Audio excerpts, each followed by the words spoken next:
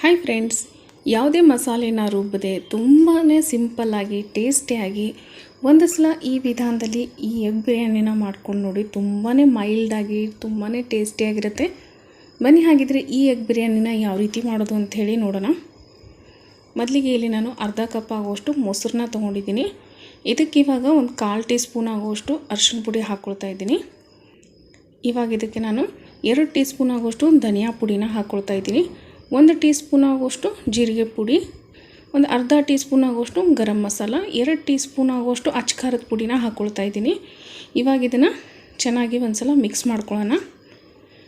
ಇವಾಗ ನೋಡಿ, ಇದು ಪೂರ್ತಿಯಾಗಿ ಮಿಕ್ಸ್ ಆಗಿದೆ. ಇದನ್ನು ಸೈಡಲ್ಲಿ ತೆಗೆದಿಟ್ಕೊಳ್ಳೋಣ. ಇವಾಗ ಒಗ್ಗರಣೆನ ಮಾಡ್ಕೊಳ್ಳೋಣ. ನಾನಿಲ್ಲಿ ಕುಕ್ಕರ್ನಲ್ಲಿ ಬಿರಿಯಾನಿನ ಮಾಡ್ಕೊಳ್ತಾ ಇದ್ದೀನಿ. ಇವಾಗ ನೋಡಿ, ಇದಕ್ಕೆ ನಾನು ಎಣ್ಣೆ ಹಾಕ್ಕೊಂಡಿದ್ದೀನಿ, ಒಂದು ಅರ್ಧ ಕಪ್ ಆಗುವಷ್ಟು. ಇವಾಗ ಇಲ್ಲಿ ನಾನು 2 ಪಲಾವ್ ಎಲೆ, 1 ಚಕ್ರ ಮೊಗ್ಗು, ಒಂದು 5 ಲವಂಗ, ಒಂದು ದಪ್ಪ ಏಲಕ್ಕಿ, ಹಾಗೆ 1 ಇಂಚ್ ಆಗುವಷ್ಟು ಚಕ್ಕೆ ತೊಗೊಂಡಿದ್ದೀನಿ. 1 ಟೀ ಸ್ಪೂನ್ ಆಗುವಷ್ಟು ಶಾಜೀರಿಗೆ ತೊಗೊಂಡಿದ್ದೀನಿ. ಶಾಜೀರನೂ ಕೂಡ ಅಂತಾರೆ. ನಿಮ್ಮ ಹತ್ರ ಈ ಶಾಜೀರಿಗೆ ಇಲ್ಲ ಅಂದರೆ ನಾವು ರೆಗ್ಯುಲರಾಗಿ ಏನು ಜೀರಿಗೆ ಬಳಸ್ತೀವಲ್ವ ಅದನ್ನೇ ಹಾಕ್ಕೊಳ್ಬೋದು, 1 ಟೀ ಸ್ಪೂನ್ ಆಗುವಷ್ಟು. ಇವಾಗ ಇದನ್ನು ಜಸ್ಟ್ ಒಂದು 2 ಸೆಕೆಂಡ್ ಫ್ರೈ ಮಾಡಿದ ಮೇಲೆ ಇದಕ್ಕೆ ಒಂದು ಅರ್ಧ ಟೀ ಸ್ಪೂನ್ ಆಗುವಷ್ಟು ಕಸ್ತೂರಿ ಮೇಥಿನ ಹಾಕಿದ್ದೀನಿ. ಹಾಗೆ ಇದಕ್ಕೆ ಒಂದು 3 ಈರುಳ್ಳಿನ ಸ್ಲೈಸಾಗಿ ಕಟ್ ಮಾಡಿಬಿಟ್ಟು ಹಾಕ್ಕೊಂಡಿದ್ದೀನಿ. ಕಸ್ತೂರಿ ಮೇಥಿ ಹಾಕೋದ್ರಿಂದ ಫ್ಲೇವರು ತುಂಬಾ ಚೆನ್ನಾಗಿ ಬರುತ್ತೆ. ಇವಾಗ ನೋಡಿ, ಈರುಳ್ಳಿ ಎಲ್ಲನೂ ಚೆನ್ನಾಗಿ ಫ್ರೈ ಮಾಡ್ಕೊಳ್ಬೇಕು, ಸಾಫ್ಟ್ ಆಗೋವರೆಗೂ.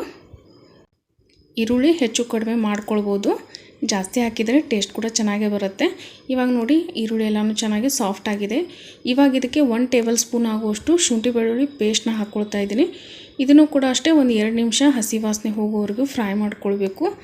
ನಿಮ್ಮ ಹತ್ರ ಪೇಸ್ಟ್ ಇಲ್ಲ ಅಂದರೆ ತುರಿದ್ಬಿಟ್ಟು ಕೂಡ ಹಾಕ್ಕೊಳ್ಬೋದು. ಇವಾಗ ಇದು ಚೆನ್ನಾಗಿ ಹಸಿ ವಾಸನೆ ಹೋಗಿದೆ. ಇದಕ್ಕೆ ನಾನು ಒಂದು ದೊಡ್ಡ ಸೈಜು ಟೊಮೆಟೊನ ಹಾಕ್ಕೊಳ್ತಾ ಇದ್ದೀನಿ. ಹಾಗೆ ಸ್ವಲ್ಪ ಕೊತ್ತಂಬರಿ ಸೊಪ್ಪು ಹಾಗೆ ಪುದೀನಾನ ಸಣ್ಣದಾಗಿ ಕಟ್ ಮಾಡಿಬಿಟ್ಟು ಹಾಕ್ಕೊಳ್ತಾ ಇದ್ದೀನಿ. ಇವಾಗ ನೋಡಿ, ಇದು ಸ್ವಲ್ಪ ಸಾಫ್ಟ್ ಆಗಬೇಕು ಟೊಮೆಟೊ. ಇವಾಗ ಇದನ್ನು ಚೆನ್ನಾಗಿ ಇದನ್ನು ಕೂಡ ಒಂದು 2 ನಿಮಿಷ ಮಿಕ್ಸ್ ಮಾಡಿದರೆ ಸಾಕು. ಇವಾಗ ಇದಕ್ಕೆ ನಾವು ಮೊದಲಿಗೆ ಮೊಸರಿನಲ್ಲಿ ಏನು ಮಸಾಲೆ ಎಲ್ಲ ಮಿಕ್ಸ್ ಮಾಡಿಟ್ಟಿದ್ವಲ್ವ ಅದನ್ನು ಹಾಕ್ಕೊಳ್ತಾ ಇದ್ದೀನಿ. ನೀವು ಬೇಕಿದ್ರೆ ಗ್ಯಾಸ್ ಫ್ಲೇಮ್ನ ಆಫ್ ಮಾಡಿ ಕೂಡ ಮೊಸರನ್ನ ಹಾಕ್ಕೊಳ್ಬೋದು. ನಾನು ಗ್ಯಾಸ್ನ ಲೋ ಫ್ಲೇಮ್ನಲ್ಲೇ ಇಟ್ಟು ಹಾಕ್ಕೊಂಡಿದ್ದೀನಿ. ಇದನ್ನು ಕೂಡ ಅಷ್ಟೇ ಚೆನ್ನಾಗಿ ಒಂದು 2 ನಿಮಿಷ ಮಿಕ್ಸ್ ಮಾಡ್ಕೊಳ್ಬೇಕು. ನೋಡ್ತಾ ಇರ್ಬೋದು, ಮೊಸರೆಲ್ಲನೂ ಚೆನ್ನಾಗಿ ಮಿಕ್ಸ್ ಮಾಡ್ಕೊಂಡಿದ್ದೀನಿ. ಸೈಡಲ್ಲಿ ಮಸಾಲೆ ಎಲ್ಲ ಏನೇನೋ ಬಿಟ್ಕೊಂಡಿದೆ. ಹಾಗೆ ಇದಕ್ಕೆ ಇವಾಗ ನಾನು 6 ಮೊಟ್ಟೆನ ಬೇಯಿಸಿಟ್ಕೊಂಡಿದ್ದೆ, ಅದನ್ನು ಹಾಕ್ಕೊಂಡಿದ್ದೀನಿ.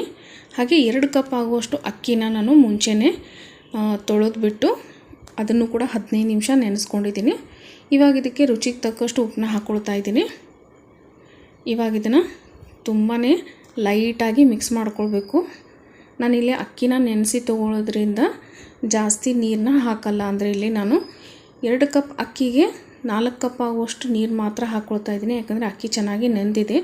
ನೀವು ಅಕ್ಕಿ ನೆನೆಸಲಿಲ್ಲ ಅಂದರೆ 5 ಕಪ್ ಆಗುವಷ್ಟು ನೀರನ್ನ ಹಾಕ್ಕೊಳ್ಳಿ 2 ಕಪ್ ಅಕ್ಕಿಗೆ. ಇವಾಗ ನೋಡಿ, ಇದನ್ನು ಚೆನ್ನಾಗಿ ಮಿಕ್ಸ್ ಮಾಡ್ಕೊಂಡಿದ್ದೀನಿ.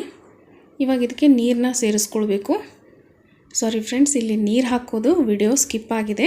ಇವಾಗ ಇನ್ನೊಂದು ಸಲ ಮೆಜರ್ಮೆಂಟ್ ಹೇಳ್ತಾ ಇದ್ದೀನಿ. 2 ಕಪ್ ಅಕ್ಕಿಗೆ 4 ಕಪ್ ಆಗುವಷ್ಟು ನೀರನ್ನ ಹಾಕ್ಕೊಂಡಿದ್ದೀನಿ.